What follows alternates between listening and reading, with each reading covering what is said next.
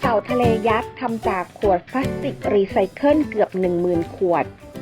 ทัพเรือภาคที่ 3 โดยศูนย์อนุรักษ์พันธุ์เต่าทะเลฐานทัพเรือพังงา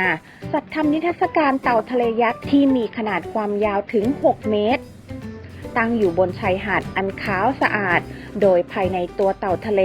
ได้บรรจุขวดพลาสติกรีไซเคิลกว่า 10,000 ขวดที่หน่วยต่างๆภายในทัพเรือภาคที่ 3 ได้รวบรวมจากการเก็บขยะจากชายหาดและใต้ท้องทะเลมาจัดทำนิทรรศการเต่าทะเลยักษ์ในครั้งนี้นับเป็นการรณรงค์การสร้างจิตสำนึกในการไม่ทิ้งขยะลงทะเลและชายหาดต่างๆซึ่งส่งผลกระทบต่อระบบนิเวศและชีวิตสัตว์ทะเลด้วย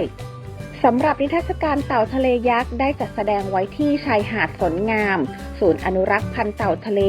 ฐานทัพเรือพังงาทัพเรือภาคที่ 3 อำเภอท้ายเหมืองจังหวัดพังงา